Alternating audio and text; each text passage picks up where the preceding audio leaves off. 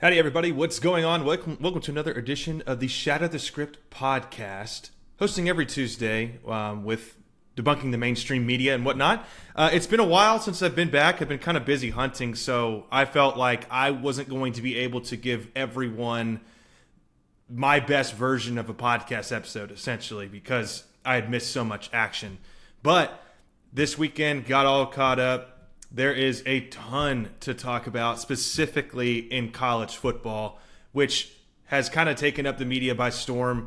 It is highly entertaining, and it's aiming towards one of the best popcorn finishes that you could imagine for the first year, with all of the different conference movement around, of different teams going to different conferences and regions, the matchups, NIL, 12-team playoff, the whole deal. So we're going to get into specifically the SEC, but with my 12th men segment, which has finally returned after a week or so's notice. There will be some fun, ain't too proud to begs, don't go chasing waterfall, got to creep. Like, everything in there is going to be very detail oriented because we are hitting the witching hour of college football season. On top of that, we're going to have some Shatter the Script segments for the NFL. There is a couple things going on in the NFL. We're finally in that part of the year where you're like, oh my God, we're already here, where you're seeing in the hunt and wild card and division leaders and, divisional teams are starting to separate themselves from the others. And it goes by quick. And if you're, a couple years younger than I am, you might not feel that way. But when you're my age, and I'm really not that old at all, but it feels like it started yesterday. And it is going on a rampant pace. Okay, so yeah, that's going to be the outline for today's episode. I'm also going to be incorporating our power rankings for the NFL because I have not given my 2 cents on that in a bit. Some MVP front runners and my predictions specifically on the SEC championship matchup. I kind of did the homework as best as I could. You take it from the SEC commission for sure.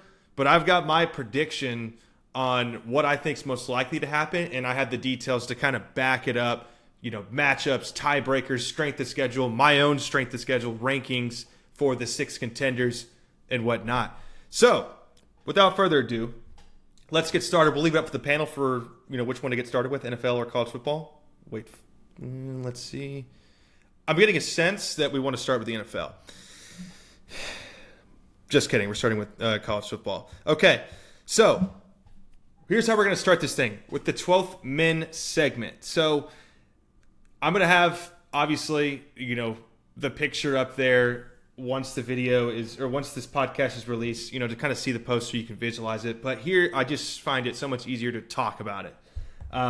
So if you've seen the AP poll for this week in college football, the most relevant poll out there, it's kind of the official bookmark of college football rankings. Honestly, they've done a pretty damn good job. The top 10 has basically remained the same, but you still got Oregon, Ohio State, Texas, as your top 3. 3 teams that I absolutely horrifically disagree with within the top 7: Penn State, Indiana, and Notre Dame. You got Alabama, Georgia, Ole Miss, and Tennessee. That is my favorite part of the rankings right there. It's because all of those teams are a toss-up. We haven't seen Alabama play Ole Miss. Ole Miss beat Georgia. Georgia lost to Bama. Tennessee, beat Bama and lost to Georgia. Didn't play Ole Miss. So it's just like you got to throw them somewhere in there. But they're all in absolute contention to make some damage. Number 11, 12, 13, and 14. This is just kind of another category of we haven't seen enough. Their strength of schedule was pitiful, but they're highly entertaining teams, and they've won their matchups based on their strength of schedule, a lot like Indiana, by a large margin. And that would be Miami, Boise State, SMU, and BYU. Texas A&M, Colorado, Clemson, and Army are another group of 4 teams who are very similar. In contention for their conference championship. Army is the front runner, obviously undefeated. Are they really that relevant in terms of college football expectations, college football playoff expectations?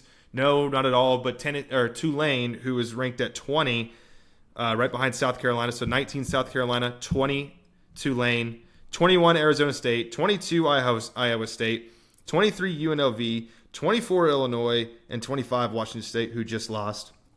But back to Army, Tulane is right on the footsteps and will probably play Army in their conference championship. I'm going to have to go check my notes to remember which conference that is because it's just too much to keep up with.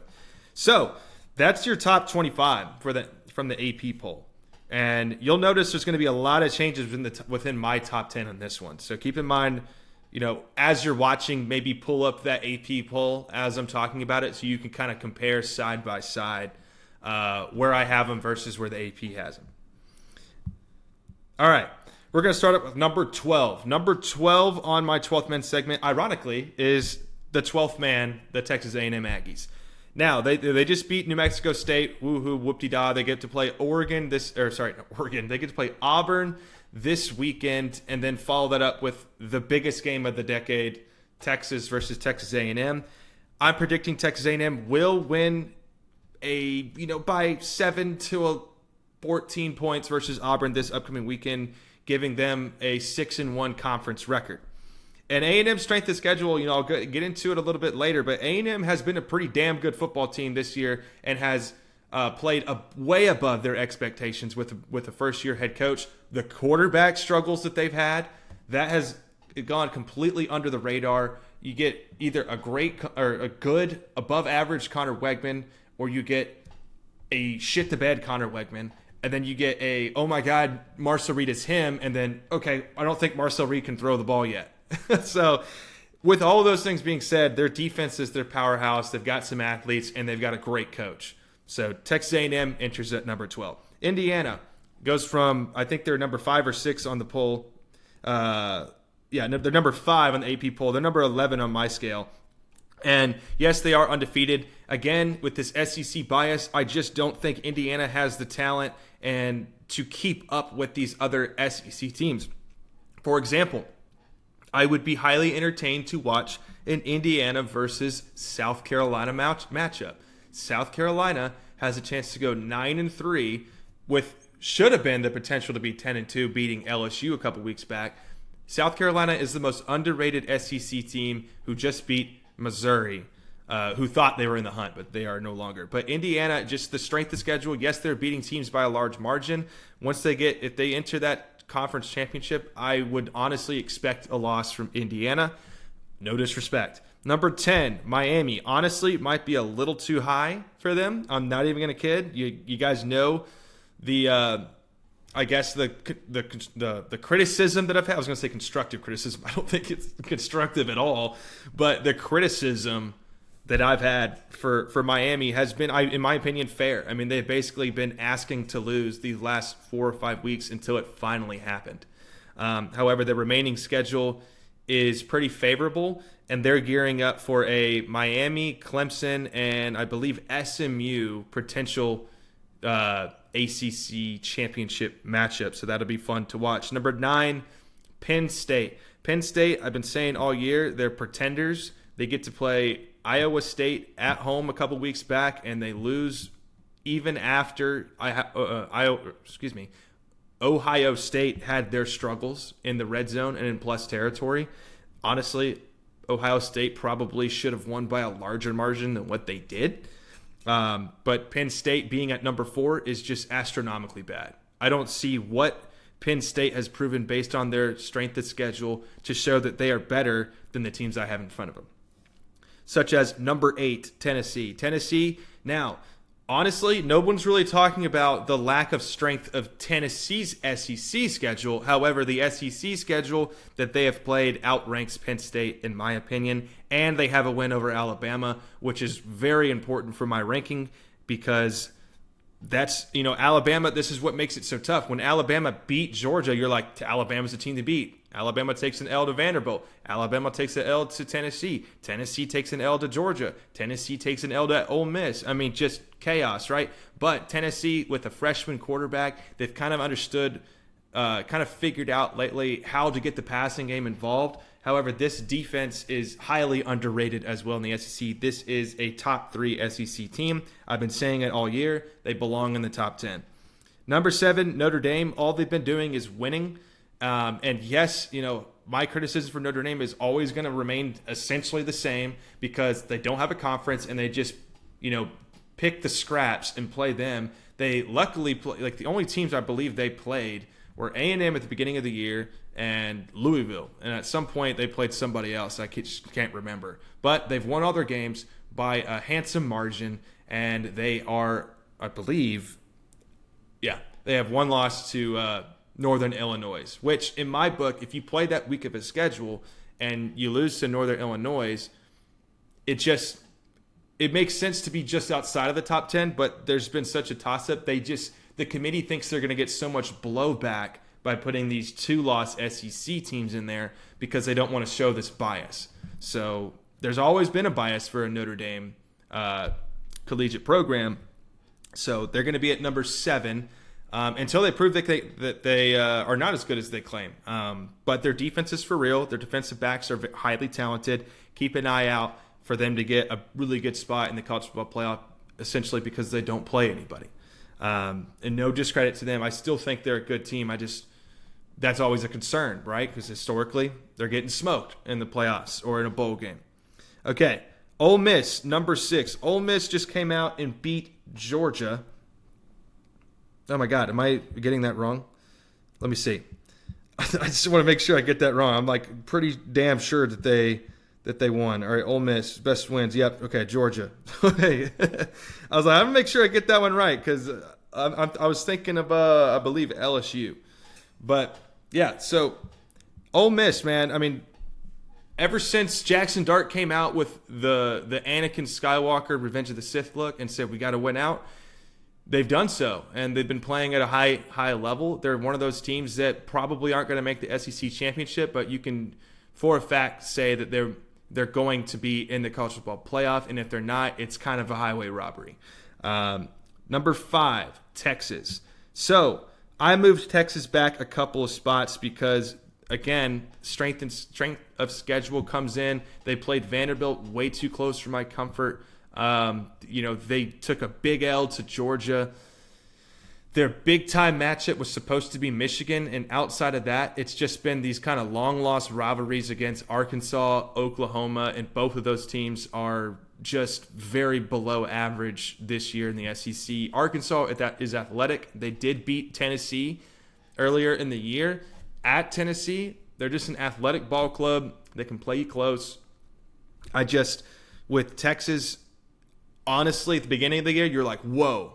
That schedule looks tough. And then as things progress, Michigan sucks, Arkansas sucks, Oklahoma sucks. You got beat down by Georgia, who really hasn't been as good as we thought they've been this year.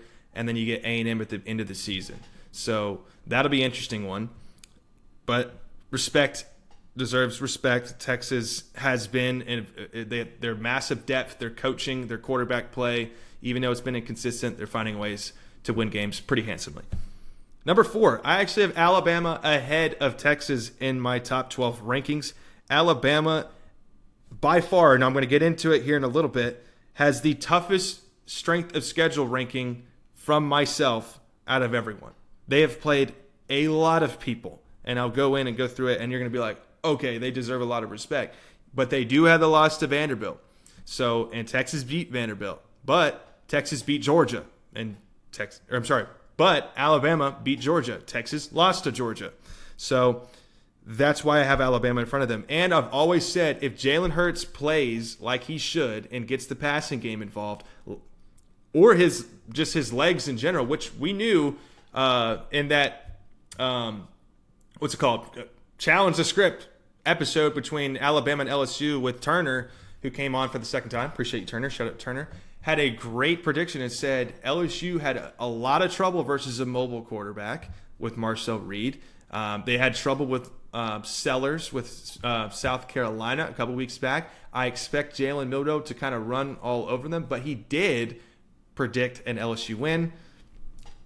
That one was a bold move. However, I do like the bold strategy because he was right about one thing. Jalen Milroe on the ground, who absolutely destroyed them. Which, however, I think was funny because during that game, it seemed like every time LSU got the ball, the commentators were like, "And here comes the rain," and you're like, "Oh, okay, maybe not The uncontrollables were maybe not on LSU's side as a slight excuse for getting blown out, but I still think they would have lost. However, when Jalen Milroe plays like that and his passing game is on point and he's not throwing 78,000-mile-an-hour missiles 30 yards over the head of receivers, they're the best team. Now, is that a hypothetical? Yes. But all right, number 3, Ohio State. Ohio State's just one of those highly talented teams. They've just beaten everybody. Had a close game in Nebraska, had a close game with Penn State, but truly they dominated that Penn State game in Penn State for a wideout. Ohio State just continues to dominate. Now they are a northern team, I should say. I don't really have a strong bias for those northern teams that just, when the moments get tough, they just kind of get bodied by the SEC teams. And somebody's fact checker is going to come in there and be like, but honestly, you throw them up against, it's just like they're kind of soft. They play soft. Number 2, Georgia. Number 2, yes, it's going to be the Georgia Bulldogs. I think when Carson Beck plays well, they are the best coached, best talented, and best team in the nation. And that is a very, very close comparison to Alabama, who Alabama has beaten. However, in that second half, you saw that when Carson Beck, puts his eyes, closer more away from his ears and closer to his nose, and doesn't see, both sidelines of the damn football field, he actually plays incredibly well, and they're almost unstoppable.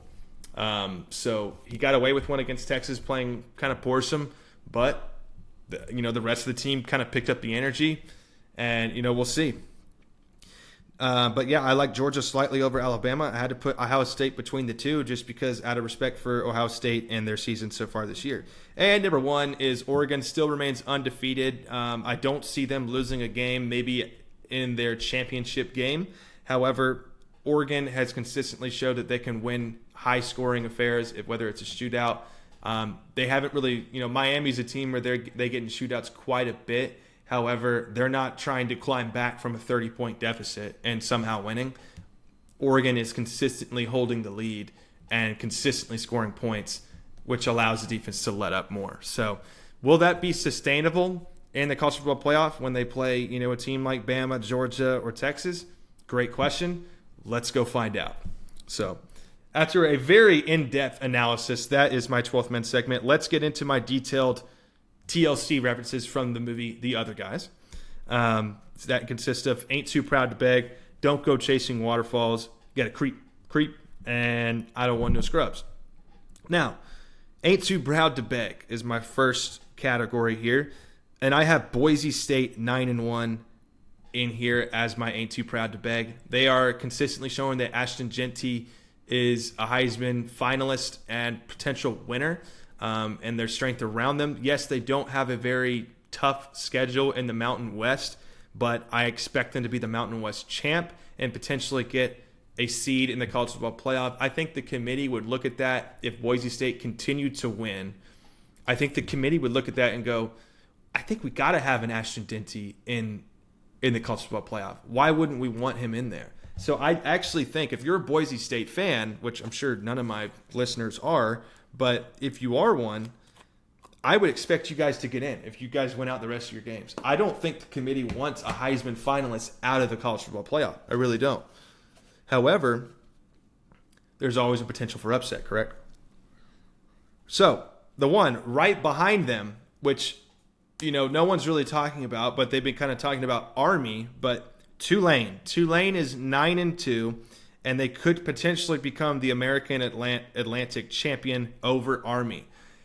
I think Tulane has a more talented roster than Army. I think Army has gotten away with a favorable schedule, a lot like Tulane has, but I believe Tulane played some pretty decent opponents that have to go in and check. But I could see Tulane beating Army in their American Atlantic championship and potentially getting a final spot.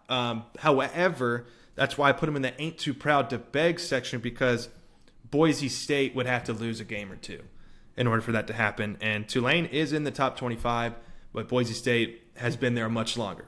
So just kind of keep an eye on that one. I think that one's a very rare chance. I personally would not like to see Tulane in the college football playoff, but excuse me, you never know. All right, the next one. Don't go chasing waterfalls. This one is SMU. They are 9-1 in the ACC. However, they are in contention with Miami and Clemson.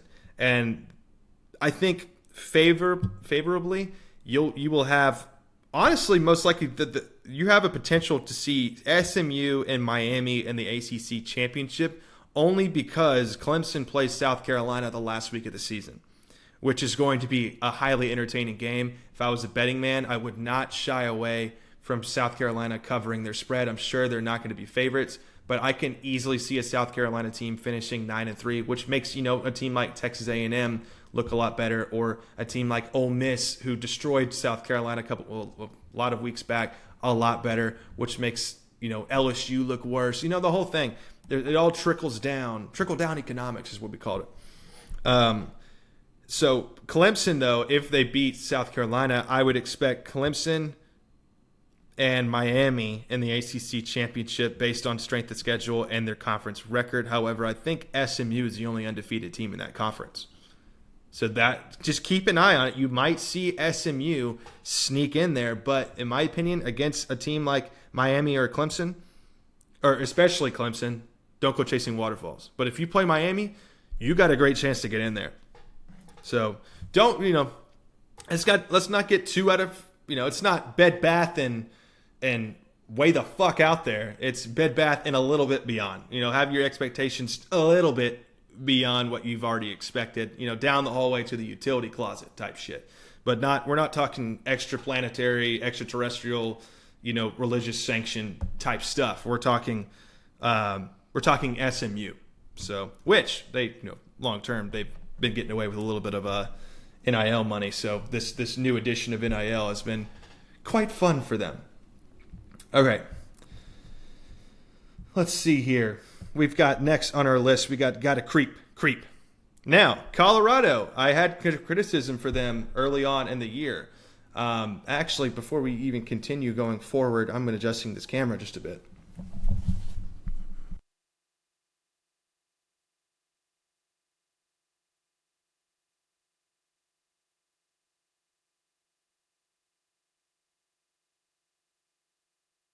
It's almost like that camera just started gradually tilting up. I was like, why? I can only see my chin. And thankfully there was no D's nuts on them. Yeah, so, okay, back to what we were saying. You've got to creep. This is Colorado. Colorado, constructive criticism of them in the past. I think they've just won a bunch of games. I think what really changed the momentum for Colorado was when they beat Baylor on a Hail Mary. That was an ain't too proud to beg moment, I guess you could say. But got to creep. They're creeping their way on up to a Big 12 championship appearance, which would be against BYU.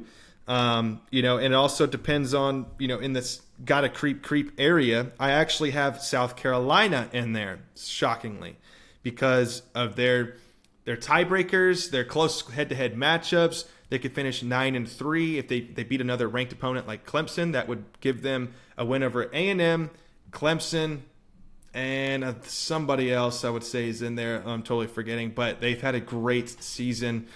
They could sneak their way in there with the playoff spot, in my opinion.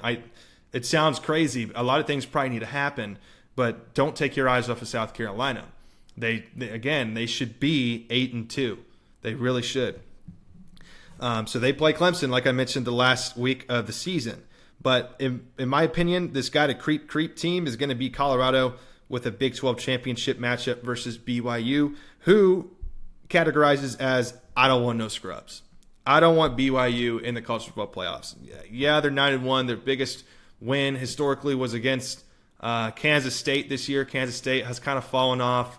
They play Arizona State, I believe, this week, who is 8-2. So a potential upset there for BYU. Maybe put them on upset alert prior to Saturday. But I believe the Big 12 championship, if Arizona State wins that game, you might have Arizona State versus Colorado in the Big 12 championship. If BYU wins that game, you're probably going to have BYU versus Colorado. I'm taking Colorado over that just because of the pure talent of Shadir Sanders, Travis Hunter, and the momentum that they have carried with them throughout this season. And boom, in under 30 minutes, you get your college football 12th man segment. Now, we haven't even gotten to the best part of the college football segment, and that is the SEC chaos. The SEC chaos is what I've been looking forward to getting talking to, and I wanted to do this in a more detailed manner. Me and Ryan tried, in the Stats and Scars episode, tried our hardest to kind of, without a lot of research, go, well, this happened. Well, this happened too, and forget about this team. It's like, oh my God, someone needs to go in here and trickle down each different statistic and do the best due diligence he could do to maybe give the people what they want, the audience what they want, right? And so here's a kind of little breakdown. We've got the Texas Longhorns at 5-1 in SEC play. They're 9-1 overall, leading with the dominant performances both at home and the road.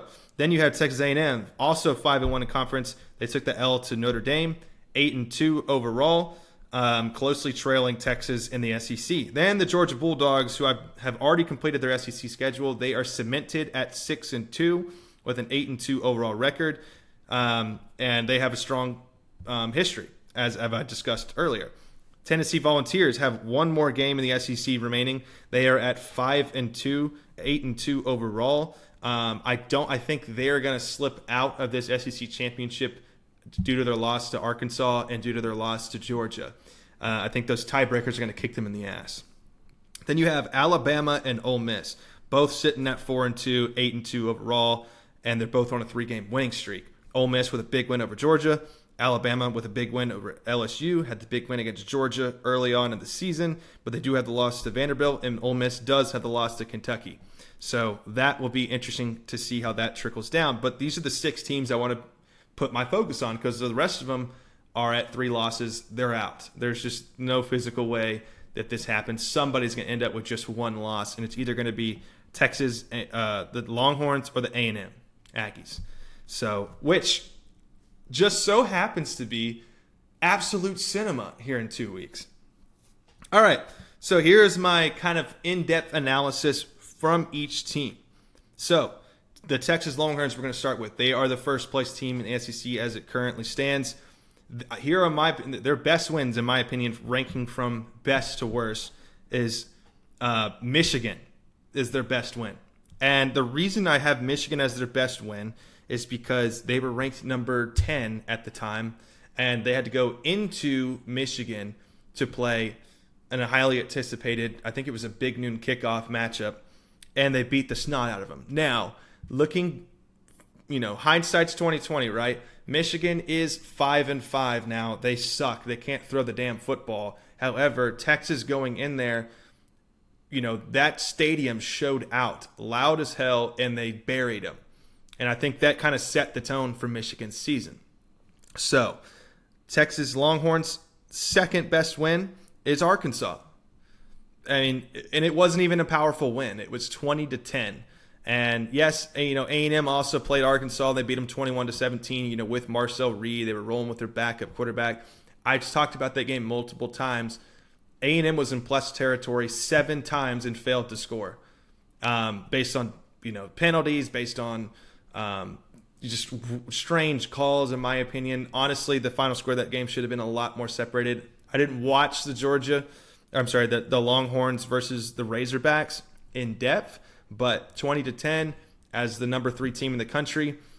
Yes, Arkansas is a spoiler. I just thought it'd be a more powerful win, but it is a rivalry game, technically, as a majority of people would categorize it from historical matchups. Texas Longhorns' second best win is Arkansas. Their third best win, honestly, you can flip-flop these two, is Oklahoma, the Red River rivalry, Red River shootout, as you call it. However, this time it wasn't a two-way street. Texas absolutely bodied Oklahoma at a neutral site, 34-3, I believe was the final score. That's a great win. I mean, historically, that is 45-48, high-scoring affair. Oklahoma hasn't gotten anything figured out this year. They've had quarterback struggles all year. We just everyone's back of the head feeling was Texas is going to run through them because Oklahoma can't throw. And Oklahoma can't do this and that and whatnot. And Venables maybe isn't the best fit for coaching there. And they've lost so many recruits. All these excuses, right? And we're like, well, it's still the Red River shootout. Not really. That one didn't go as Oklahoma Sooner fans expected. And I'm sorry for Sooners fans, but I have no hate for Sooners fans at all. Okay, their worst loss, obviously, their only loss, Georgia. And this was an embarrassing performance from Quinn Ewers. It really was. This was when the media was going to take this season by storm with the Arch Manning project, where it was like, oh my God, we're going to get Arch Manning. He just came in for Quinn Ewers. Oh my God, this, and it was like fentanyl for the media. It's like, please let me get some of this. And I just think that with that loss, you're like, oh, that's your only matchup that was relevant, and that's how you showed up. And then you followed it up with a very scary win over Vanderbilt, 27-24. I mean, Vanderbilt did beat Alabama, but they're still Vanderbilt. So, Diego Pavia, I think this is how you say his name, the quarterback for Vanderbilt. He is a sleeper. They are a spoiler. However, the biggest spoiler in the SEC, as we figured out as time has went on, is South Carolina. So that's Texas Longhorns. In comes the second place Texas A&M Aggies. Now, their best wins. They're honestly a lot. I've mentioned this before in previous episodes. They're honestly a little. They're similar to the Texas Longhorns. Just their schedule played out to be not so tough. However, just like I applied the same standard to the Michigan game, you have to apply the same standard to the Texas A&M schedule. So they beat LSU, who was, I believe, number 12 at the time, at home. Come from behind victory in the second half by 10 plus points. Could not stop Marcel Reed. LSU has fallen off a fucking cliff the rest of the season, but at the time, that is a huge win for the blackout Aggies that week. Secondly, they absolutely buried Missouri at home, who at the time was ranked number 9 and came in and was talking all that shit, and they got ran through technically 41-7, but the Missouri coach had to get a last-second field goal in there, so 41-10. Great job, Missouri. Their coach, as time has went on, the coach is an absolute lunatic. No, he's an idiot, in my opinion. He's an idiot. They won last week or 2 weeks ago, and he's like, this keeps us in the playoff hunt. And, me and guys like Joel Klatt are like, no, it doesn't. It just doesn't, dude. And then you lose to South Carolina last week. Shocker. And then Arkansas was a good win for Texas A&M, mainly because I put them in there, mainly because, it's a neutral site. It's the last game, I believe, on the contract in Jerry World. You went in there with the backup quarterback, and it's always a close game, but you kept the streak alive. So I believe they've had 12 or 13 straight wins versus Arkansas. You did it once again with Marcel Reed. It's a good win. It's a good win because Arkansas has proven to be a spoiler this year. Their worst losses. Okay, obviously, I would put their worst loss number 1 at South Carolina. And honestly, both these teams are relevant losses, with hindsight 2020. But the game with South Carolina, the final score of that game, does not depict how close that game actually was. From an unbiased perspective, they were down 20-30 inside the red zone when the interception took place from Marcel Reed, and that just determined the outcome of the game. After that, it was over. It was 20-37, and then fumble the very next play, 20-44, and that was your final. So that was a brutal, brutal loss for Texas A&M because if they had won that game, they would no doubtably be in the SEC championship with no questions asked. So I think that's why I have them as the most powerful loss. Because we already knew from week 1, which is my next loss, that they lost to Notre Dame. Notre Dame has, since then, we all thought A&M was in trouble when Notre Dame lost to Northern Illinois, but then Notre Dame picked up the slack, and they are number 6 in the nation. So, at the time, Connor Weigman reportedly was sick or something. I don't know if I buy all that. I really don't. I really just think he played like absolute shit that first game. I mean, he couldn't hit the blind side of a barn. You probably could have put me in there, and I could have completed some bubble screens for you. But that one was a brutal one. I actually was very confident in an A&M win, and after that loss, I was like, I don't know if it's going to work out this year, and they've proven me wrong. So A&M sits there at 5-1. I predict we'll get into predictions for the Texas and Texas A&M game as it gets closer next week. And really all of our focus is probably going to be on that matchup because, like I've mentioned before, it's going to be the biggest one of the decade, in my opinion. I mean, literally, the SEC championship all hangs in the balance of that game. Georgia Bulldogs, third place in the SEC. Now, remember, the SEC is no longer, East and West anymore. It's all merged. So it's this big, essentially miniature NFL. It's basically the G League of the NFL. I mean, this is your feeders, your farm system for the NFL. It really is. Georgia Bulldogs, third place. Their best wins are against Texas, Tennessee, and Clemson. Now, remember, they played Clemson at Mercedes-Benz Stadium, first game of the year, and embarrassed them 34-3. And then Clemson is now 8-2. So Clemson ain't no slouch, but for Georgia, they are. So that was an outstanding first week win, a lot like A&M should have done against Notre Dame, but couldn't get it done, which is kind of what separates the two teams. I haven't got into what would happen if A&M and Georgia played one another, but very briefly, I would say I think Georgia might kick the Aggies' teeth in. And that's coming from an Aggie. Tennessee, this was a great win for the Georgia Bulldogs, as like if Tennessee had won that game, they might be favorites to win the SEC or to be in the SEC championship with, either Texas, A&M, or whoever else should get in there with one loss. But the Volunteers luckily had Nico activated. I'm not even going to attempt to pronounce his last game, but Georgia went in, did their job, and did what Alabama couldn't. And that's where things get interesting. Then they're going into Austin, Texas, and beating Texas 30-15. Both quarterbacks that game played terribly in the first half.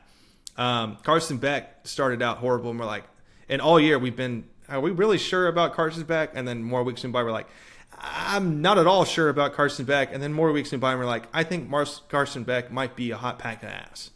And however, obviously their SEC record 6-2, and they have great wins. I mean, their strength of schedule, in my opinion, is right behind Alabama's. And I'll explain the point system here in a little bit when I get to that. But those are three great wins. Texas was a top 10 win. Tennessee was a top 10 win, yes. And Clemson was a top, I'm going to say 15 win. That's a great resume. That's something that Texas and A&M don't have. Then you have the Tennessee Volunteer. I'll go to their worst losses. Worst losses, Alabama and Ole Miss. That's good. Ole Miss, they're in contention for the SEC championship. Bama, early on in the season, you got the game close. It looked like a blowout. Played excellent in the second half. You kind of saw the potential that Georgia would have. So to take those two losses, that's, you'll take that if you're a Georgia fan going into the SEC championship, decision factors. So, however, the worst part of that was both of them were in the SEC. That is the worst part of, your losses, which, again, respectful losses. And then Tennessee Volunteers next up on this list. Their best wins have been, in my opinion, Alabama, Oklahoma, and Kentucky. Now, you'll see here in a minute where I have Tennessee in the rankings of their schedule, but it is not as convincing as many might think. I kind of was fooled when I looked at it not too long ago. I was like, wait a minute, Tennessee really hasn't played a whole lot of people. So Tennessee, though, did beat Alabama at home. They comfortably beat Oklahoma in a high anticipated matchup where at the time Oklahoma, I believe, was ranked number 15. And then you had a win over Kentucky pretty comfortably later in the year. And Kentucky is not a good football team. I honestly thought they were going to be the South Carolina of the SEC. That has proven not to be the case. They've kind of, I believe, bounced between starting quarterbacks. Vandergriff showed signs of potential versus Georgia early on in the year where they scared the living hell out of Georgia. If Georgia ended up losing that game, we wouldn't be talking about them in the SEC championship. We'd be talking about them in comparison to South Carolina. But that didn't happen. So in their worst losses, Arkansas was the number one worst loss, obviously. That one was at home too. And you're like, okay, that is terrible for your collegiate program. And when you're talking about who's going to get in and who's out for the SEC championship matchup, I think that's the deciding factor of I don't think so. Strength of schedule, Arkansas loss. Yeah. And then you lose to Georgia. last week by 10 plus points, and when you honestly should have been a little bit more hungrier than Georgia was, but I think Nico was dealing with some head injuries. I don't know, but that's a respectable loss, like Georgia's respectable losses. But their strength of schedule, I think, is a determining factor between those two teams. Alabama, no, this one, they're sitting there at fifth place in the SEC, only because their SEC record is 4-2. Now, they'll probably win out the rest of their SEC matchups and be 6-2, and they'll be in contention for that SEC championship with a good tiebreaker and head-to-head matchup versus Georgia. And losing to Vanderbilt might lose them the seat versus Texas. Then again, we went back through it. Georgia beat Texas. So there might be a tiebreaker there in head-to-head matchups. That'll be interesting to see. We'll get into my predicted outcomes here in a second. Okay, then you got their best wins, in my opinion. And this is the separator. That's why I like Alabama more than really any other SEC team. Like, truly, I believe in Alabama more than anybody. And this is why. Their best wins, Georgia, LSU, Missouri, and I added Wisconsin in there because Wisconsin has kind of gotten better as the season went on. At the time, they were a ranked team. I don't know. I just kind of wanted to put them in there because I put them as a half point on the strength of scale, meter. But, hey, Georgia, LSU, Missouri. You played LSU away. You played Georgia. I can't remember where they played them.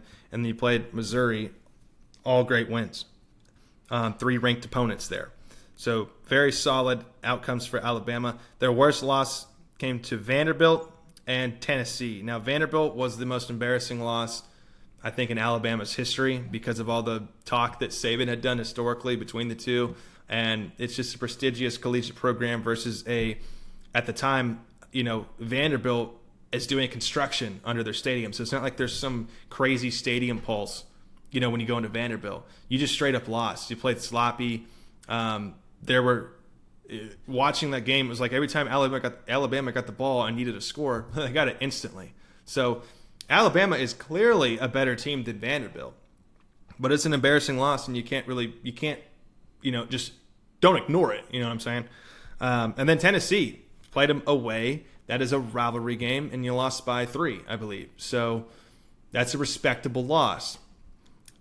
And then you beat Georgia. So, Alabama, in my opinion, has the best resume. In my opinion, I think they do.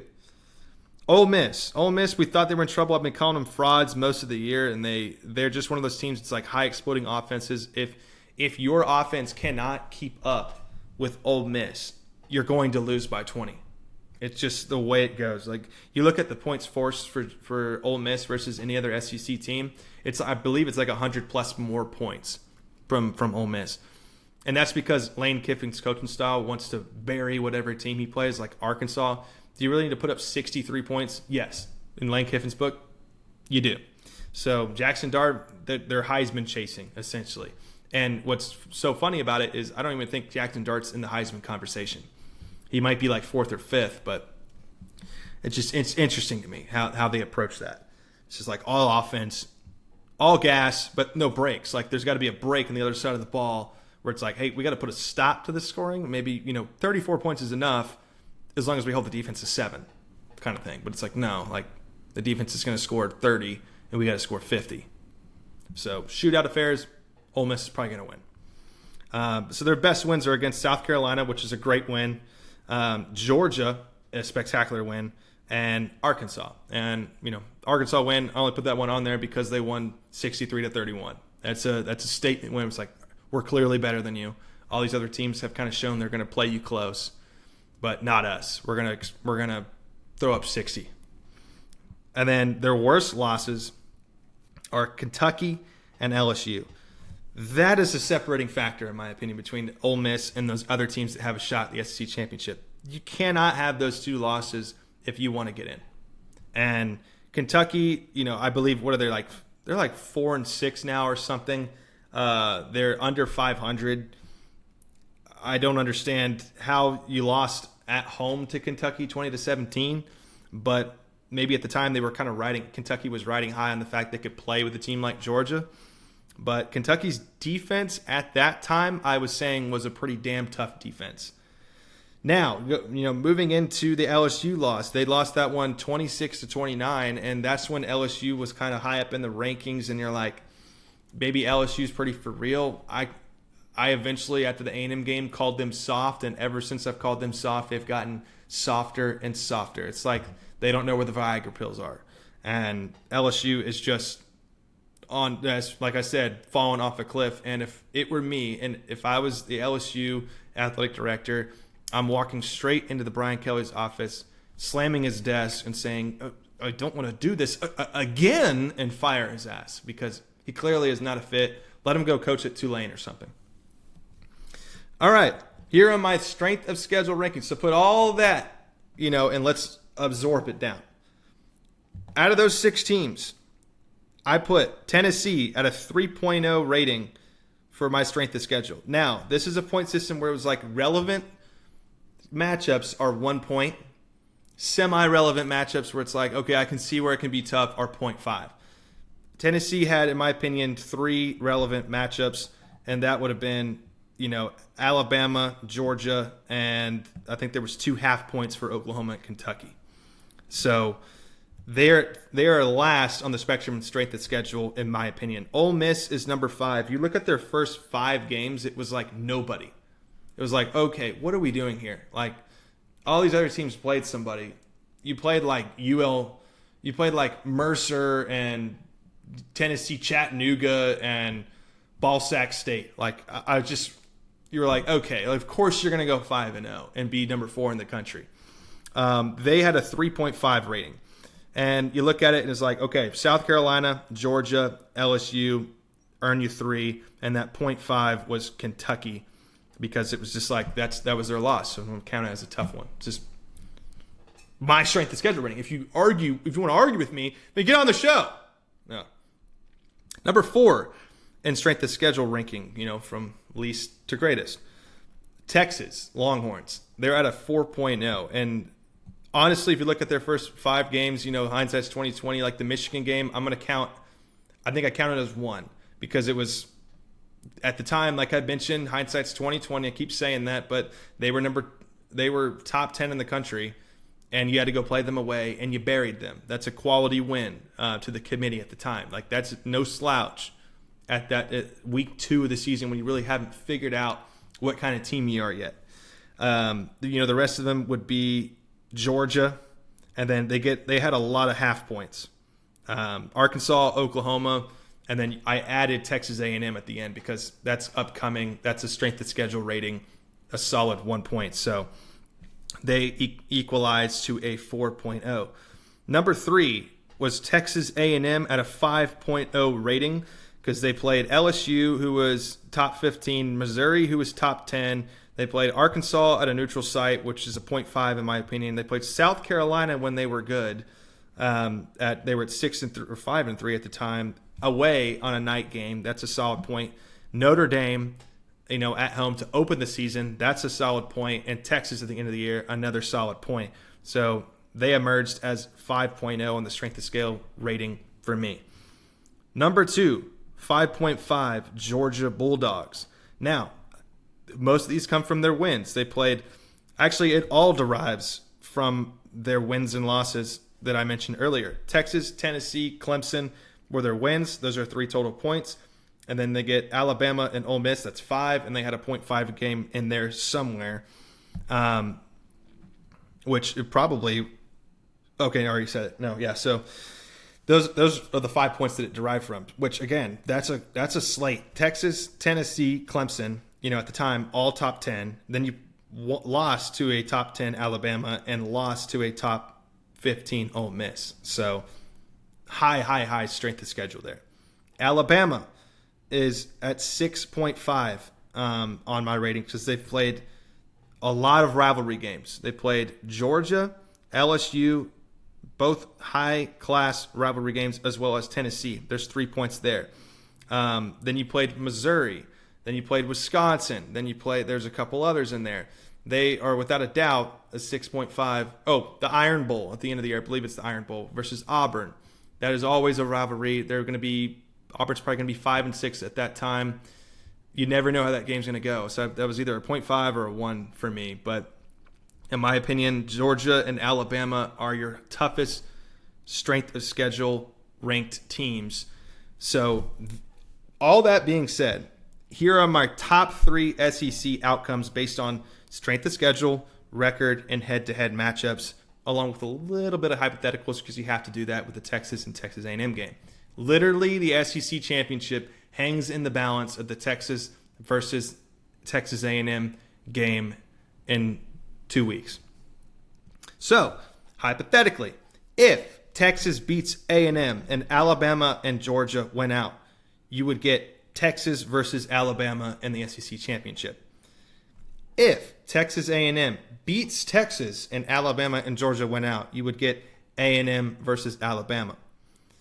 Alabama beats the tiebreaker with Georgia because of the head-to-head matchup there.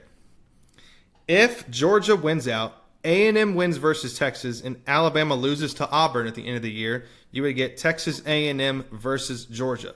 So let me read that again. Georgia wins out, so they are done with SEC play. So they got a gimme the next 2 weeks, unless Georgia State, Haynes King, does a miraculous act in the final week. Georgia wins out. A&M wins versus Texas at home at Kyle Field in 2 weeks. Then Alabama loses their Iron Bowl. I think it's A&M versus Georgia. No doubtably there. That's like the easiest separator on this list. I just think it's highly unlikely. Then, if Georgia wins out, Texas beats Texas A&M, and Alabama loses to Auburn in the Iron Bowl, you would get Texas versus Georgia round 2. So, those are my top 3 SEC outcomes. There's technically 4 on there, but take it however you will. Top 4 SEC outcomes. God, holy smokes. Okay, that is it for college football. As you can tell, 50 minutes of in-depth analysis of my top 12, kind of my first 4 out, SEC strength of schedule, and tiebreaker head-to-head matchup analysis, and my outcomes projected based on hypothetical scenarios. Holy smokes, you want to talk about being drained. I got a little bit more left in me, folks. A little bit left in me. Because we still got to do the Shatter the Script statement. What this podcast is all about. I just did a little bit of college football Shatter the Script, obviously, but the NFL Shatter the Script. Can't forget about the NFL, folks. All right, my first one, and this is going to be a fun one a little bit because you got to watch on prime time last night. This is recording on a Monday, so last night you got to watch the Bengals versus the Chargers, and what a game, by the way. Tied at 27-27 going into the final 2-minute warning. Herbert and Dobbins figured out a way to score. Comes down to a Hail Mary, which was almost caught by T. Higgins. However, the Bengals were down 24-6 at halftime and made it a game. I mean, Burrow was out there playing out of his mind once again, all for them just to lose. And I'll get into Burrow in a second, but I want to start the argument. My Shatter the Script statement is Jim Harbaugh is Coach of the Year. 7-3 Los Angeles Chargers. They are second place in their division. Is still in contention to win it. I don't think they've played the Chiefs yet. I could be wrong, but the Chiefs just took an L to the Buffalo Bills in Buffalo. This is going to be. I'm just so happy for Justin Herbert. He looks so much more comfortable there. I mean, he doesn't have a shit ton of touchdowns. I mean, he's 13 touchdowns, 1 interception on the year. But they're winning football games. And it's something we just haven't seen from the Chargers in a long time. And so, you kind of go into Jim Harbaugh's history. I think he began at Stanford, and their previous record was like atrocious. He comes in there, puts them above 500. Then he goes to I'm probably missing a team somewhere in here, but stay with me. He goes to the San Francisco 49ers, who beforehand were struggling very bad, below 500. He gets them way above 500 and goes to the Super Bowl with Colin Kaepernick, which hindsight's 2020, that's crazy. And then goes to Michigan. Michigan at the time when he took him over was, I think, just barely over 500, I want to say. And comes in there, wins a trophy, and puts him on the freaking map. And I think they buried Ohio State in their rivalry game almost every year. Highly impressive resume. Then he goes to the Chargers. And the Chargers historically have been bad, even with Justin Herbert. They've had their coaching problems with Brandon Staley and whoever the hell was before him. With Kellen Moore as their offensive coordinator, you were expecting fireworks there. Didn't get them. Harbaugh comes in year one with J.K. Dobbins as a lead back who has twice torn his Achilles. You went in there and you got Joe Alt, your left tackle, and everyone's like, we needed a wide receiver. And he's like, no, this is the difference between trusting your guys with some good with some good people in your building and just saying we like our guys and not doing shit. But Quentin Johnson has kind of proven to be a pretty damn good receiver for the Chargers. Will Dissly, pretty solid tight end. Their defense has remained pretty healthy throughout the year. Their edge players have always historically gotten hurt with Bosa and Khalil Mack. And you had, Joshua Palmer out there, J.K. Dobbins, Gus Edwards. You get Greg Roman as the offensive coordinator, who struggled with a guy like Lamar. But, with Lamar, he was so, authentic as a player. He is so authentic as a player. He survived with Greg Roman. But Greg Roman fits Jim Harbaugh's strategy, and that's run the damn ball. So 7-3, we'll see how they finish out. And I'm going to start the argument that if they continue on this trend, and let's say they finish 11-6, 12-5, that Jim Harbaugh should win Coach of the Year. No doubtably. And we're not going to give it to fucking Kevin Stefanski again for taking his top-tier defense and crap quarterback from wherever he finds him, and they go, 11-6, 12-5, or whatever. Like, we're done with that. This is Jim Harbaugh with really no true wide receiver one, no true running back one, going into the season, and some questionable picks in the first round, and historically struggling in a division with Patrick Mahomes, and you're 7-3. So we'll see how those matchups line up. But you saw a little clutch gene from Justin Herbert. He's in better spirits. It's just, this is one of those things where, you got to, great recognizes great. Jim Harbaugh, everywhere he goes, he wins. So is this expected? Sure. But it's flying under the radar right now and no one's really talking about it. The Buffalo Bills. Here's my next Shatter the Script segment for the NFL. The Buffalo Bills go in there and defeat the Kansas City Chiefs. Now, on the Stats and Scars episode, I jokingly said that the Kansas City Chiefs would somehow use black magic to win this football game. What did my heart tell me? That the Buffalo Bills are better because I like Josh Allen. Y'all know this. If you've been listening to the show, I am a top-tier fan of Josh Allen because last year, the MVP award was absolutely stolen from him, from Lamar Jackson. If you guys don't remember the 6 to 8 game stretch that Josh Allen had last year to win his division over the Miami Dolphins, then what are we doing? Josh Allen, I think, had 40-plus touchdowns last year compared to Lamar Jackson's 27, and it was a team award MVP. It was like, okay, well, Lamar Jackson beat all these really good teams. You beat the Lions, you beat this team, by a comfortable margin. He destroyed his division opponents.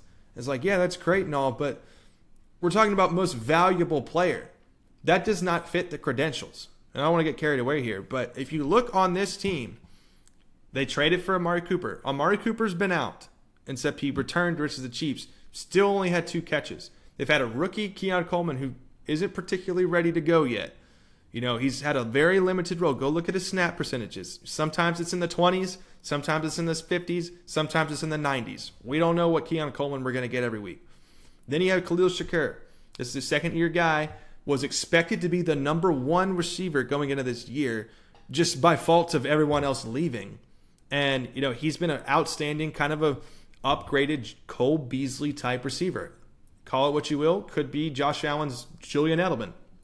It's kind of what he is. You see him, motioning in the backfield, doing a little question mark motion movements in the backfield, catching it out of the backfield, catching it out of the slot, catching it over the middle of the field, taking the tougher hits. he's been instrumental for Josh Allen this year. And then the 2 tight end system, which everyone thought Dalton Kincaid was going to have an explosive season. Well, he hasn't. And Dawson Knox hasn't really stepped up that much either. And James Cook, Ray Davis, great draft pick, by the way. And they've had some injuries to their O-line. Question marks about Sean McDermott. Joe Brady taking over the offensive coordinator. And what do you have? You have a 9-2 Buffalo Bills football team going into the bye.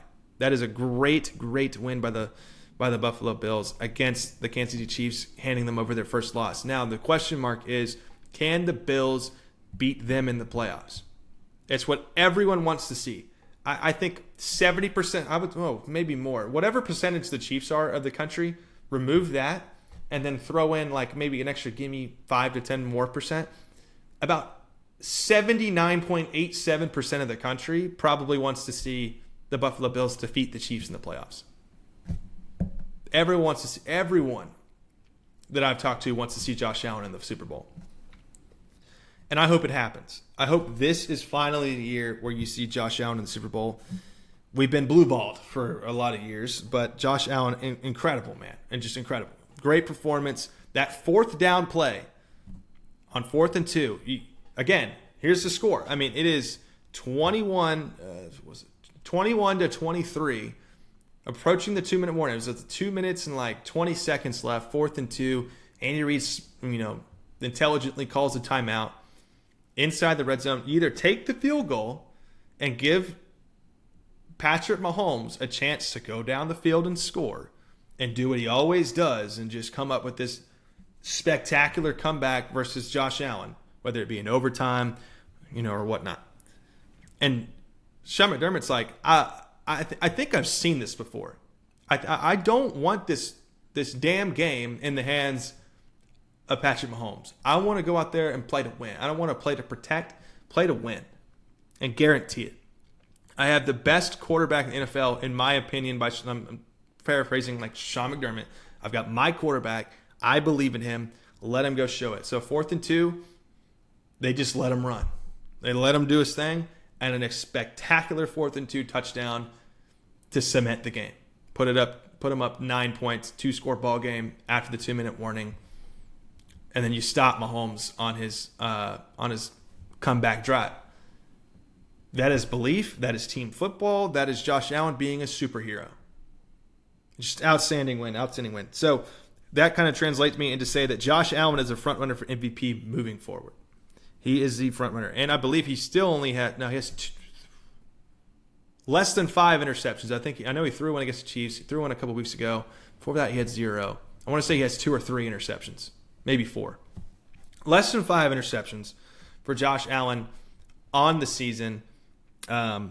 He's just playing incredible. And they're sitting at 9-2, and you beat the undefeated Chiefs. The resume continues to blossom. Yeah, you took a big L to the Ravens. You played them when they were hot. However, Josh Allen, get ready. Josh Allen plays his best football in November and December. So that winner, Josh Allen's different, I'm telling you. And then you got Joe Burrow. Now, this is what I'm going to talk about. 27 touchdowns, 4 interceptions for Joe Burrow. Every week that he goes out there, he is just lighting up the scoreboard and losing. And it's not like, it's not like Joe Burrow is just like not producing any offense. But it's hilarious to me to see this because you know what this reminds me of? And I'm a Dallas Cowboys fan, so I apologize if this is like biased, but it reminds me of Dak Prescott's 2019 season. They finished 8-8, but every week Dak Prescott was putting up legendary numbers. He was playing out of his mind and still losing football games. I mean, there was a game within that year that had Mitchell Trubisky looking like Lamar Jackson, and you're just like, what is the point of Dak Prescott coming out here and throwing for 350 plus yards? And he had 30 plus touchdowns, 10 or 11 interceptions. It just kind of reminds me of that. And they finished 8-8 and missed the playoffs. And then you currently have Joe Burrow sitting at 4-7, 27 touchdowns, 4 interceptions. And you're like, what is happening? Like, how is that even possible? And what's interesting is in a couple of these games, Joe Burrow has found himself behind. And he has, like, it's almost like the offense didn't really produce in the first half, and he just in the second half and in 2-minute drills and whatnot, he just was in his bag.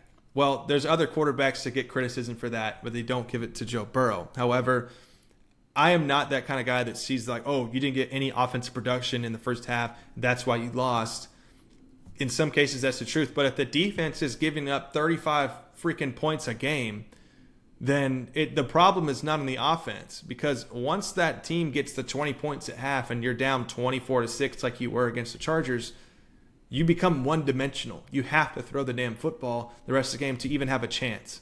You have to go tempo. You have to go turbo. You have to go fucking NASCAR. And that's what we're seeing basically every week. With the Ravens twice. With the Chargers. You name it. With the Commanders. So, Burrow sits at 4-7 as somehow one of the best statistical seasons we've ever seen from Joe Burrow. And we're just going to look at it and just be like, wow, what a great season. All for nothing, right? So that kind of brings me into my MVP rankings. I won't go too much into depth with it because we're already at the hour mark.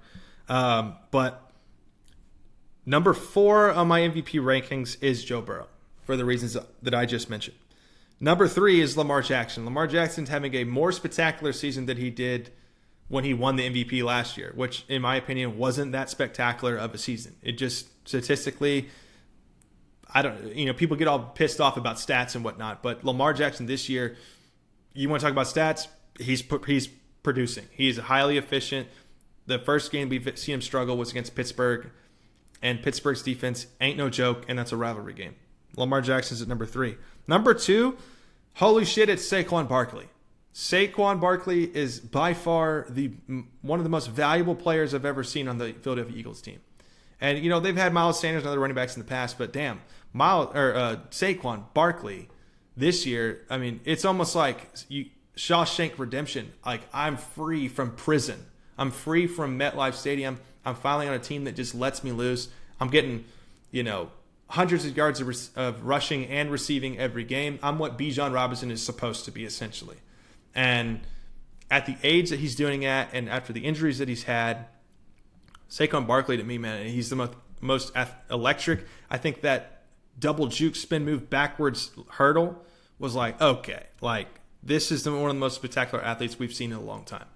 He's number 2. And number 1, you got Josh Allen for the reasons I mentioned earlier, just coming out there, beating Mahomes in his own way on 4th and 2, that clutch gene touchdown run that he had.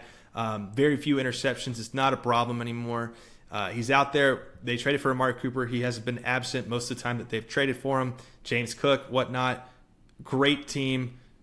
After questions about Sean McDermott, Josh Allen is, again, playing superhero ball when he needs to, and he's sitting there at 9-2. We're hoping he gets it done in the playoffs. And last but not least, we're going to go through my NFL power rankings. The Shatter the Script power ranking hierarchy. The May hierarchy. Whatever you want to call it. Here, my 2 almost teams. They're almost in the top 5, just not quite yet. And I think they play each other this weekend. The Chargers and the Ravens. Ravens are sitting at 7-4. The Chargers are sitting at 7-3, as I discussed earlier with Jim Harbaugh. If the Chargers win that game, they will absolutely find themselves in the top 5.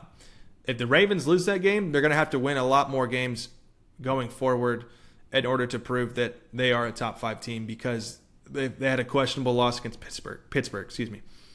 Pittsburgh is my number 5 team in the power rankings. Ever since they've moved to Russell Wilson, like, one thing's for sure about the Pittsburgh Steelers is their culture is bought in. The team culture is highly impressive to me with Mike Tomlin and what he's doing there. Najee Smith has been effective on the ground.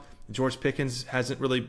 He's a crazy player, by the way, just in like lunatic. But he's getting the ball more. He's been dynamic. Their defense is the terrible towel. Number 4 is the Philadelphia Eagles. They just come out with a demanding victory over the Commanders, who if you've noticed, I've never put the Commanders in the top 5 because, once again, Dan Quinn is 0-4 versus teams that are above 500 and 7-0 against teams that are not. So he's sitting there again. The same philosophy as he had with the Dallas Cowboys was, "Oh, we'll beat the shit out of these average and below average teams, but when you play us and give us a real contender, we're not going to put it through. Our defense is going to fall apart." I don't know what that is. It may be getting outcoached. It may be talent, but they traded for Marshawn Lattimore and still lost. And then you got Detroit Lions at 3. Now, yes, you could put the Detroit Lions at number 1 or 2. I understand that. But last year, we did the same dance with the Dallas Cowboys when they beat the ever-living crud out of average and below average teams, and the media took it by storm and said, are they contenders? And when they play a relevant team, we just have to see. And we've seen Detroit play some relevant teams. You can't count Dallas in there, but their last 4 matchups have been like 40-plus games. 40-plus point games. I don't know. Like, they tend to have their fun. I mean, they're still airing the ball out up 30 points. It seems very Ole Miss-like to me. And I'm going to get a lot of hate for that, but I really don't care. That's what I think. That's what my eye test tells me. And, throwing 5 picks in a game and still getting a win, that cements you as a really damn good football team. The culture is what I think I'm bought into the most with the Detroit Lions because they believe in Dan Campbell. So just the 2 teams above them, I don't know if they'd win those games. Kansas City Chiefs, number 2. They just took that L to the Buffalo Bills. They've been finding different ways to win. As inefficient as Mahomes has been this season, they're still finding ways to do it. Travis Kelce's kind of picked up the slack. They traded for DeAndre Hopkins. Isaiah Pacheco's coming back. Kareem Hunt's been playing pretty decent. You still got the best coach in football, Andy Reid.